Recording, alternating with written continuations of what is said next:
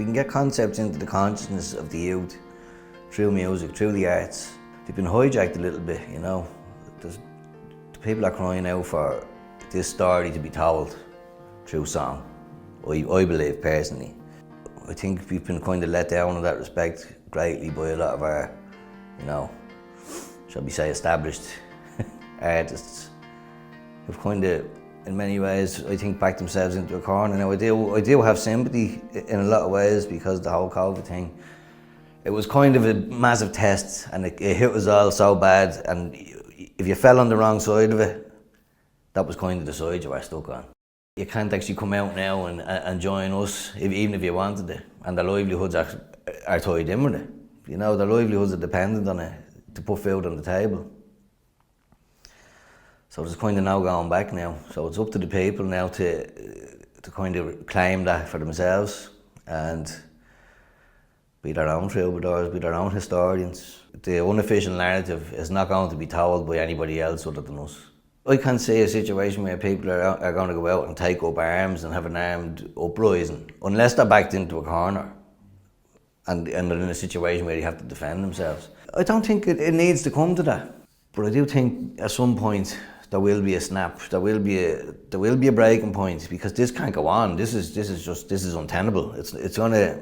They cannot keep pushing the way they're doing and expect no backlash. You know, and hopefully that comes peacefully. That's what everybody wants. At the end of the day, this is our country, and men fought for 800 years, probably more, to free this country.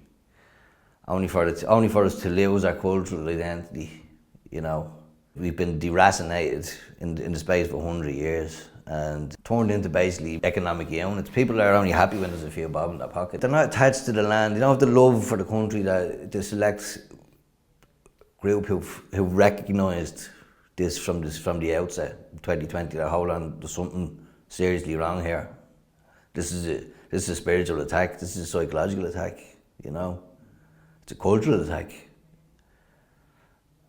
I've got no problem with anybody from other places, but I'm not going to go to another country and start, you know, I arrive at the airport and start claiming that I'm from that country. It's just not, it's just bonkers. Like, we don't have a racism problem in Ireland, we never had. Like, I've many friends who are, you know, from a mixed race background. You probably have one parent that's, you know, of a different ethnicity. I even have it within my own family. Then people are being used as an alibi for the scum that are behind this, for what they're doing, and they're accusing us of everything that they are doing. And it's not just happening in this country, it's happening to the people who are coming here from other countries. They're losing their identity because there's no young men left behind in their countries, so the big corporations can come in and plunder their resources as well, because they're all hanging on street corners in Europe, you know, getting free stuff. You know, they're going to take it. They're going to take, but they have to understand they're being used as a weapon. We have a racism industry in this country. We have these NGOs who are created for this express purpose of creating division. Their whole existence is based on the premise that there is a racism problem. So this is a business model for these people. So they're going to have to, in order to justify their existence, they're going to have to grow. And the more people are dependent on employment from these people to put food on their own table, they're going to look for it as well, which creates more and more division, creates the justification for hate crime legislation, hate speech, thought crime, which in turn causes the artists to, you know, shrink a little bit more and be a little bit more afraid to say the controversial things that need to be said. Because I think artistic license is vital. You know, if the artists are silenced, they're the social commentators of the age. If they're only permitted to speak official narrative, then the powers that be can basically do what they want. You know, there's nobody to keep them in check. I think the arts is probably all we have left to really springboard us back to where we need to be. You can see the beginnings of an awakening there. People are starting to ask questions, you know, from all walks of life, old people, young people, which is great to see. But it's happening a little bit slow for our liking. But you have to remember, when you look back, I've been aware of all these kind of convergent agendas for quite a while. And I look back to, say, 10, 15 years ago, You know, people be looking at you like that when you say certain things. Now it's, yeah, tell me more, you know. Things have changed, there's no doubt about it. There's a cynicism creeping in to the body politic, you know, which is healthy. And it should have been there all along. It has to get really bad in order for it to get better, unfortunately. But by that stage, like, we could be a minority in our country. By the time people finally get it and they're walking around and they should be able to see it now. Replacement migration is on UN white paper documents, like, and then they look you in the eyes and tell you it's conspiracy theory. You know, it's the gaslighting is incredible. They'll accuse you of everything they're doing. They're the racists, really. They're creating the racial divisions. As I said, some of my good friends would be from mixed race backgrounds, like, but to be as Dublin as me, you know. You can't compare that to what's happening now. There's a difference here. To say there's no difference is, it's dishonest to a degree that's like, it's just scandalous. Use the faux compassion as a weapon against the indigenous population. It's just, it's despicable, really. It's one of the most evil things. Like, to replace a whole demographic, it's as evil as any war. To think you can just come in and you can supplant a whole culture to create your new vision for the world, to make the human race in your own image, to make it a situation where countries are no longer countries, they're just plots of land where corporations go and do their bidding. Like, there's going to be a situation in the future probably where you're not going to have police forces as such, you'll have corporate security, like, who are protecting these mega corporations, and they will be the new nation states. There'll be no countries per se, the countries will be just plots of land, and everyone will be from everywhere, and nobody will be from anywhere. And that's the sad reality of where we are heading if we don't wake up very soon.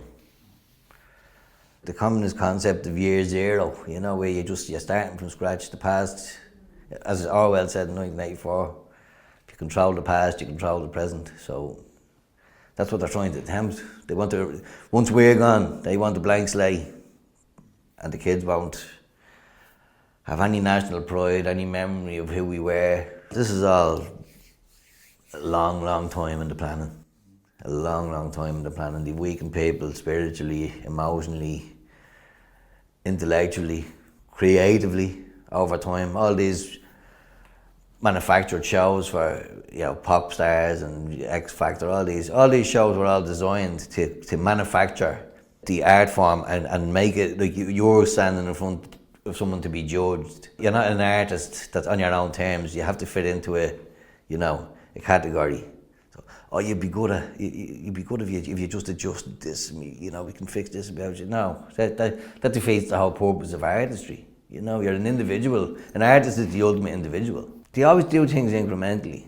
So you know, the 90s was a great time. Like, I remember MTV in the 90s, all the great bands from, like, Seattle, say, like, you know, Soundgarden, Nirvana. They've all shown their true colours. There was none of them really rebellious. And this is the thing, like, if you get a record deal, it kind of limits you as an artist to inhibit your ability to allow you to say what you really want to say. And in many ways, I'm glad I never got a record deal, because now I can say whatever I like. I'm sure people will disagree with what I have to say, and I'm sure other people will probably like to stop you from saying, but, you know, artistic license, that's one of the most important things that exists, and I think if you're going to try and censor artists, then you're in a very, very dark place indeed. That's kind of the last thing they'll probably come for, you know. It's up to the artists to not allow it to happen, you know. It's up to the artists to make sure that they're allowed to express themselves, you know, because if we don't have human expression, that's what makes us human. We have the foot in the door down towards the Borg already, towards transhumanism, which is a big goal of theirs, and it's been in the works for a long time. All the technology is being developed currently alongside the digital ideas and all that other stuff. So that's all waiting in the wings over here. This is the choice we're going to have to make. Are we going to stay human? Are we going to keep our humanity? Are we going to express ourselves individually? Are we going to get assimilated into the digital Borg? It's scary times, there's no doubt about it. It's very scary, but at the same time, there's always a choice. They will make it very, very difficult for people. But if you look back to dark days of 2020, there was times like, you know, you'd be waking up in a trench nearly every morning, thinking that, well, how are we going to get out of this? But eventually, if you dig your heels in for enough time, as Thomas Sheridan was saying, just wait. If you lose heart, you know, other people are looking at you, probably for a bit of inspiration or whatever. If you lose heart, then they're going to lose heart, you know. So I think it's up to people now to be really, really strong in the next few years. It's going to be test after test, spiritual test after test, and like, I'm not perfect. None of us are perfect. We're gonna fail some of them probably, but we owe it to the next generation coming after us to be brave and to be strong. It's crying out for so much. All it takes is a little spark. You know, I could see once a few people start writing about the things that are going on, it'll take off, and there'll be a parallel underground kind of edgy folk movement that will just make the mainstream one look ridiculous, because they're not. None of them have spoke about anything that's going on. You know, they might be talking about climate change and stuff like that. You know, all nonsense stuff that's regime sanctioned. You know, state sanctioned.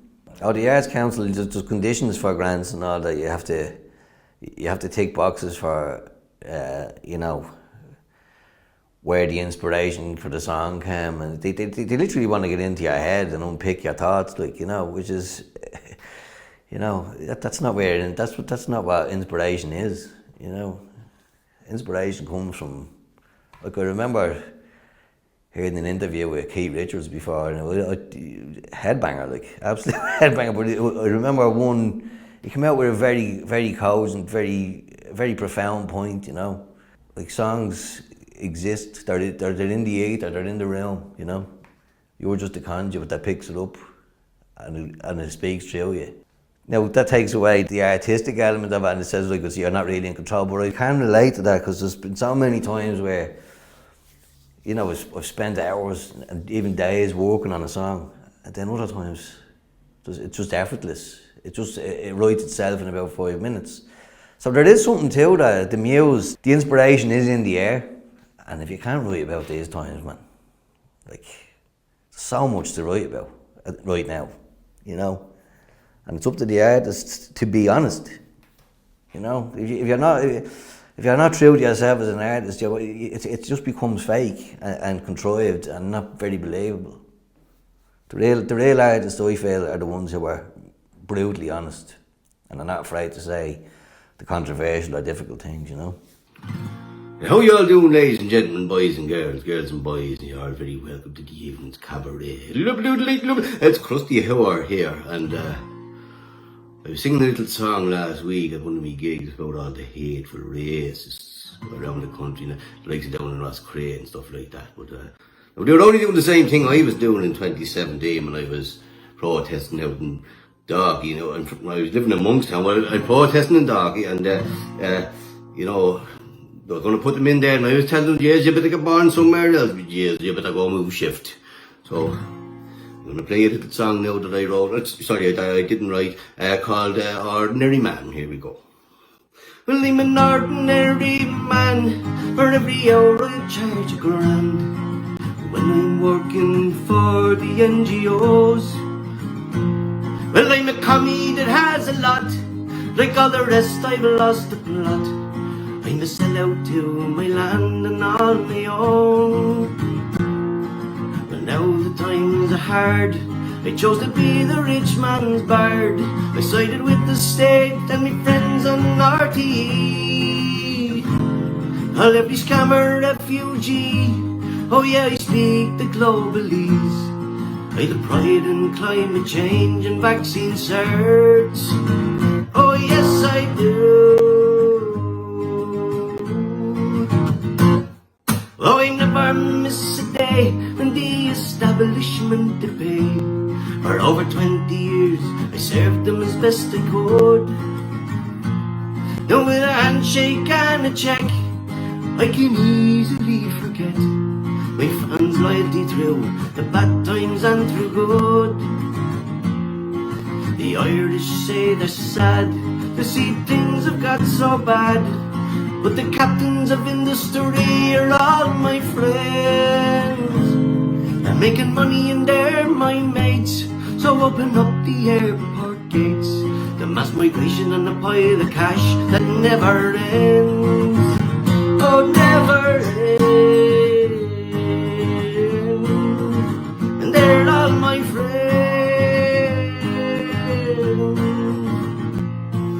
I'm sure you all can see the amazing mystery, how a banger like me was ever in blank steel.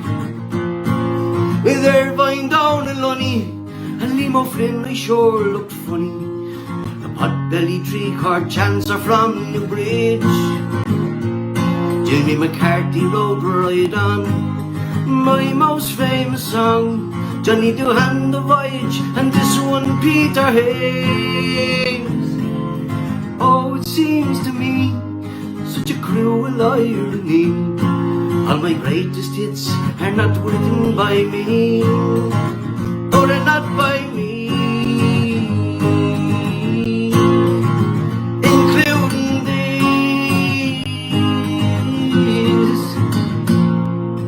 So condemned I stand, just yesterday's man. Spent half me gigs giving out to Elwins in Vicar Street. But they be talking all the time, I won't let them drink their wine. If they enjoy themselves my way, they'll be just fine. Know that the Irish, they are faced with being replaced, a generation cast aside. For as long as they live, they never will forgive the fact I got no dignity but loads of pride. Oh, I've been stripped bare, they stripped me bare. They sing for all the crusties, and they smell like cheese. Up, Chris, you bollocks. Planksy are, I'd say, one of the greatest folk bands of all time. You know, they're unbelievable. And, you know I had poked a bit of fun in them in the song, but like I genuinely did like him, like I like the way he delivers a song. You know, he does put emotion in behind it. You know, I do.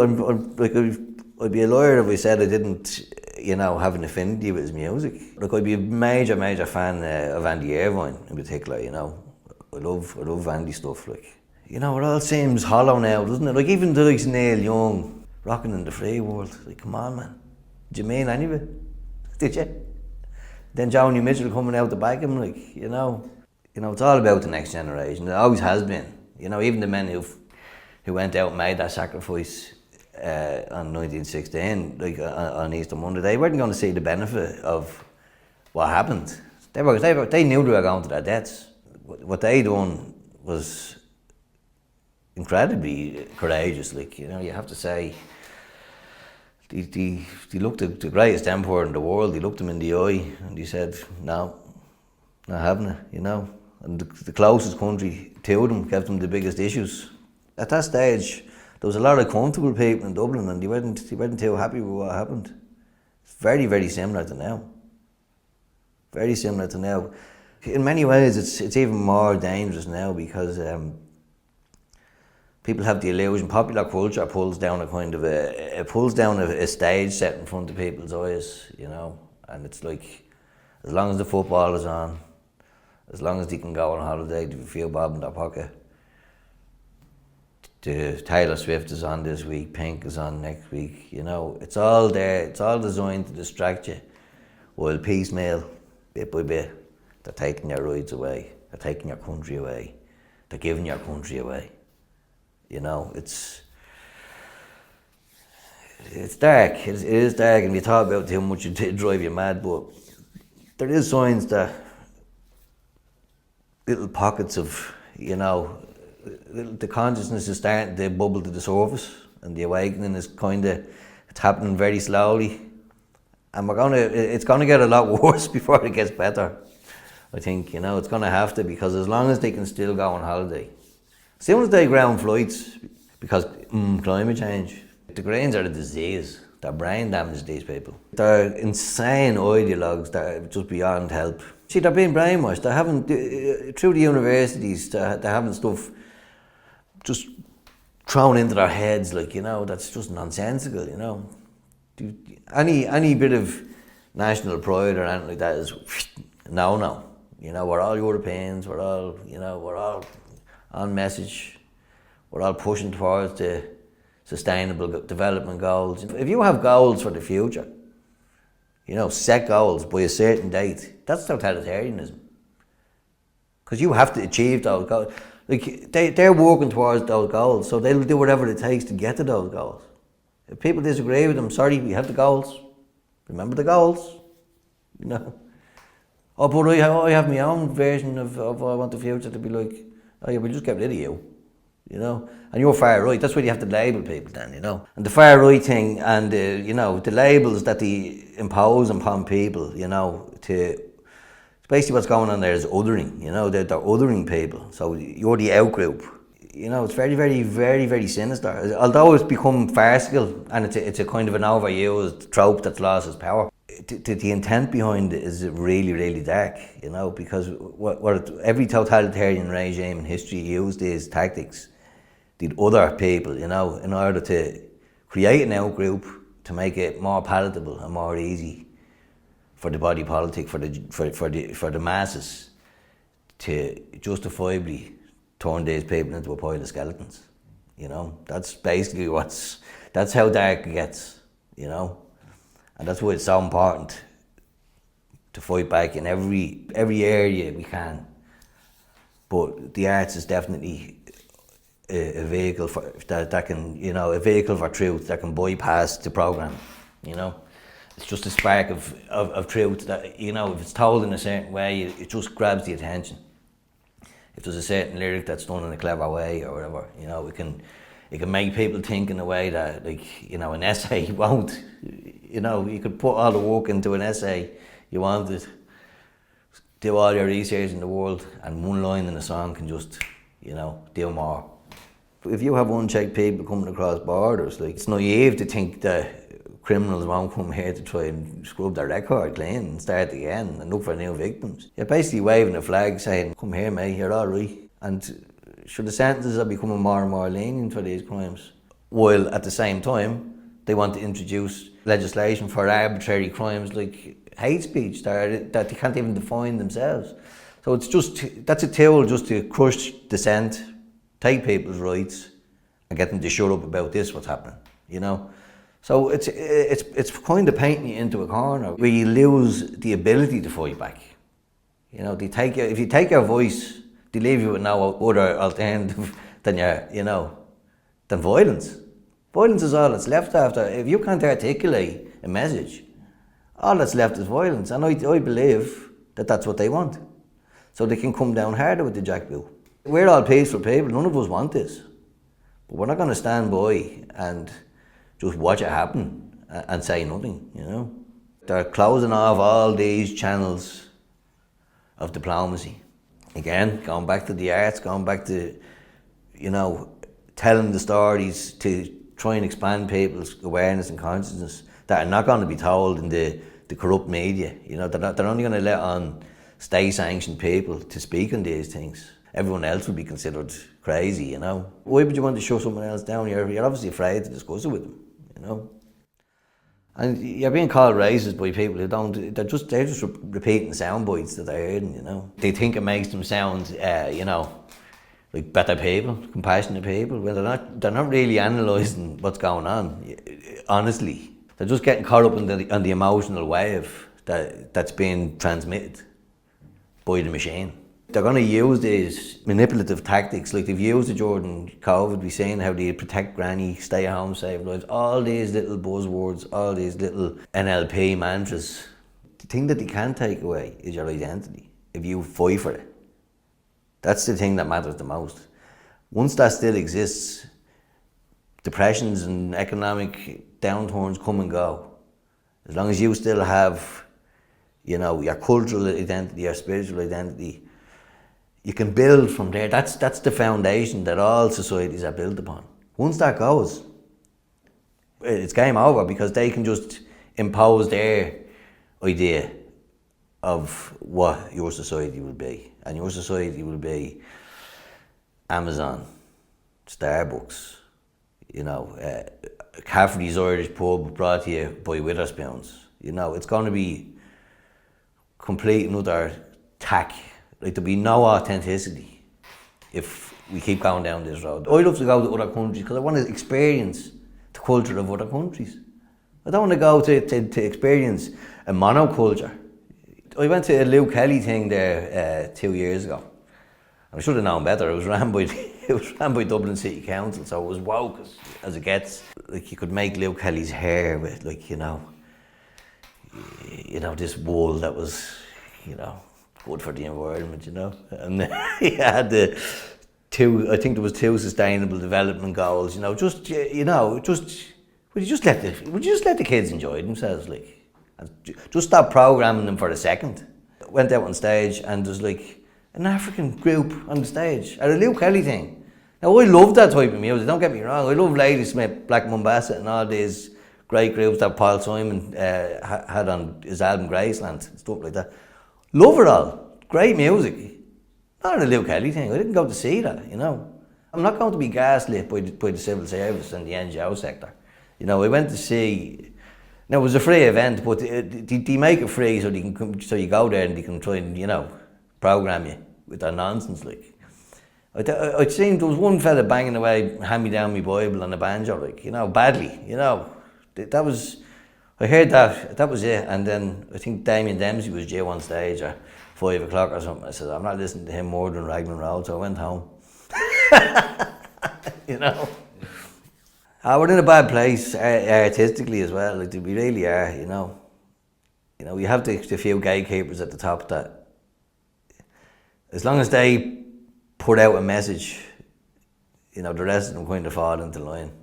The Elder Lemons. We won't name them, but we know who they are. As you say, with the 90s, you've seen the boy bands creeping in. All the boy bands got less and less talented. Like, you had to probably take that in the 90s.